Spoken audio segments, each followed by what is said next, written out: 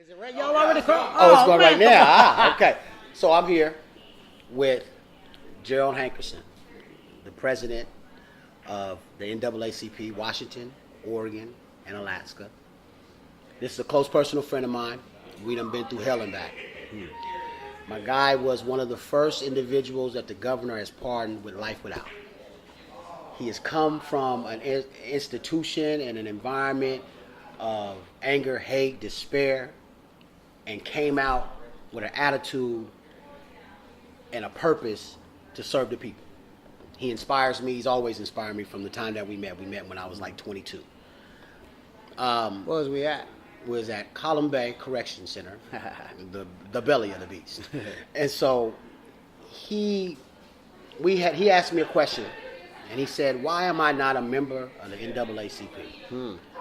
My answer to him was because of my disappointment in what I believe is the lack of activity and effectiveness of the NAACP.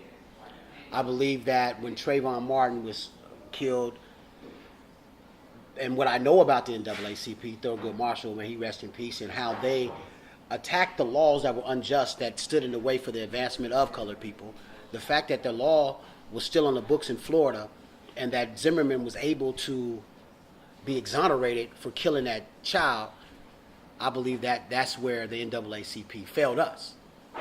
So his answer to me is, I don't know where to begin.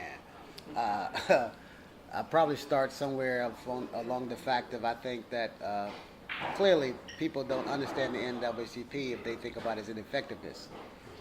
I reminded you then as all the achievements of people of color, particularly black folks in this country, come hard by the NAACP. There would not be football players running up and down on Thanksgiving Day on the field tomorrow if it wasn't for the because no blacks was allowed. Baseball, basketball, all of that stuff without the NAACP. You would not be able to vote for the first black president of the United States if it wasn't for the first NAACP. Because it was founding on people having the right to vote in Seattle, King County over 100 years ago. Now, maybe where we failed at the most is educating people. Because you talk about Trayvon Martin. Let's go there. I mean, Trayvon Martin was no different than Emmett Till. They got killed back then. They was justified, let off the hook. They've been doing that, which created the civil rights eras in the 60s. So Trayvon was a reminder of what we've been trying to tell y'all for the past 30 years about understanding the laws and the stuff that people vote for is what actually is killing us. Just like right now we look at down in Ferguson. And think about this. This is real. This decision we all anticipated for was whether or not this man should be even go to trial. Not whether he's guilty or not. Not whether he did it or not, but being put before 12 of his peers. Not 12 people who was in hiding called a grand jury that was probably manipulated. So that's a reality. Part of me feel like it, just like Trayvon. I'm sorry that it had to happen, but I consider him a martyr because he's the kid that actually put the conversation back to where people can now look at it again. And we keep calling for change, but sometimes we don't even know what kind of change. And then what are we expecting them to do? How do you tell somebody that not to hate and try to legislate that? That's not even biblical. But when we see people with badges and guns that think they have the power to go around and kill a kid, and we got a system to protect us from it, now you understand why we met in Column Bay and so many other of our people in prison. But a correction needs to be made as far as the NAACP is not lawyers. Thurgood Marshall was the actual lawyer. The power that Thurgood Marshall had was the thousands of people that boycotted the bus, took on Selma, created Martin Luther King in that era, who was founded by the NAACP. Edie Nicks, by the way. Rosa Parks was the secretary of the NAACP that got on that bus and said that I'm not moving. But Rosa Parks was not the first one, because there was another young lady that did it a year early, but she ended up going to jail. So this was all about civil disobedience. And putting the political pressure in a place that allowed Thurgood Marshall to win, Brown versus Board of Education. But now think about this. It literally took an act of Congress and the military for the first black kid to walk into a school in the 50s, who's actually the niece of our Attorney General, which is the first black Attorney General Eric Holder. That's historic at a time when we got the first black president. That's the connection. But the system never changed itself to even accommodate us.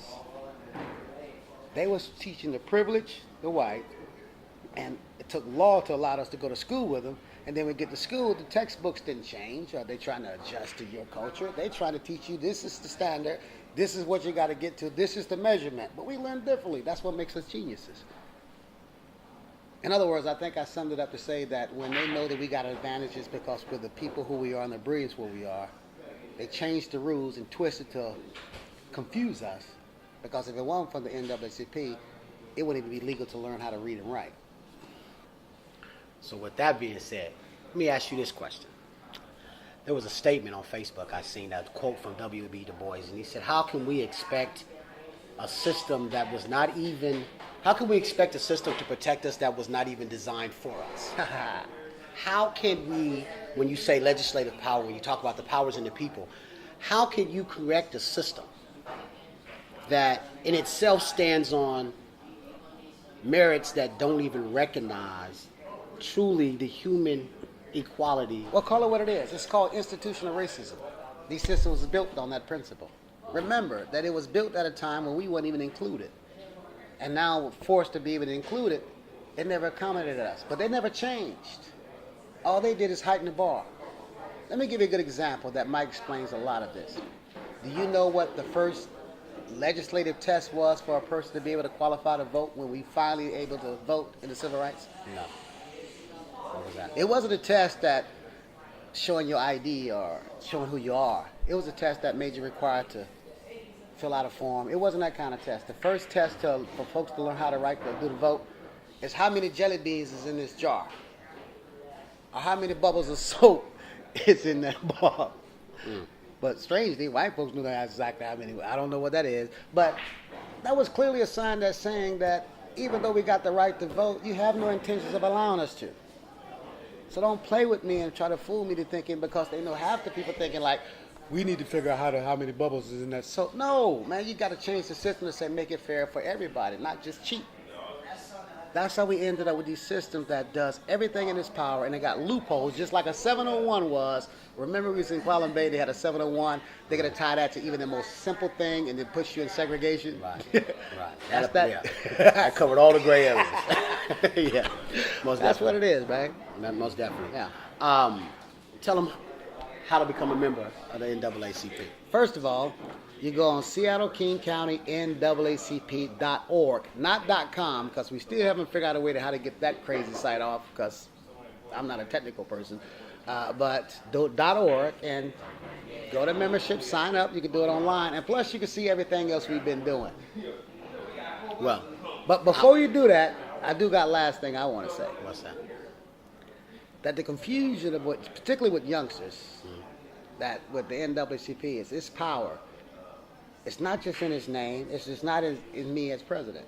I'm just the person they're going to shoot when they get mad. But it's in his membership. That's why I said Thurgood could not have done what he done had it not been for the thousands of people that boycott a whole bus system, took over a bridge, marched to Washington, millions. That was the power that made them realize if we don't get Thurgood what the hell he's been right about, look at the wrath we got to deal with. Fast forward to today, that's what Ferguson just did. And it was the people, not the organization, not the name, because this is only one person. NAACP is consistent of his members. And to think that it's my responsibility as president to change all of that, to fight those laws, that's crazy to think that only way it's going to happen is you got to be involved. So we can tout the numbers and show up when I can, or give us a break. But it's the membership that makes us his power. So one more question then, before we go. Ferguson, Seattle, Chicago, New York, San Francisco, everywhere where these individuals have come together to protest. Did this young man die in vain? Did Mike Brown die in vain? Everybody, I mean, because you got looting, you got people doing things that really ain't got nothing to do with the situation of Mike Brown. Because at the end of the day, that woman and that man still lost their son. Okay, I'm gonna let you help me answer that question. Do you think Trayvon Martin died in vain? Yes. Why? Because I don't see any change. I don't see any improvement. I don't see Change. that. All right, hold on. Change. Now, what kind of change? I don't see that the situation between blacks and whites, between races, have gotten better. Right. We know the side effects, but what kind of change? If you was a powerful person today, you had the right to change whatever you need to change, what would you change? I would make the law equal. Like how? Stand your ground. They Law is think not an it's- equal law. Well, they'll say, we told you that 5 years ago when they passed it, but the people in Florida voted it in. But that's laws that get passed. And it still hasn't changed And with the we- loss of that young man's Stand life. your ground law have been around for 20 years. The first time you heard it was Trayvon Martin. Even though we had NAACP been fighting that for 20 years, it was the first time you was aware of it, which only suggests that you obviously have been paying attention to us. Which indicates a lack of involvement. Therefore, people get mad because we can't change nothing without you. You're more powerful to me as a member than I am as president. All right. Thank you. All right. Again, cscmediagroup.com. Give us your plug again. I'm nine, man. I'm Gerald. Gerald. I've been knowing this man for a long time, and this man done been through it.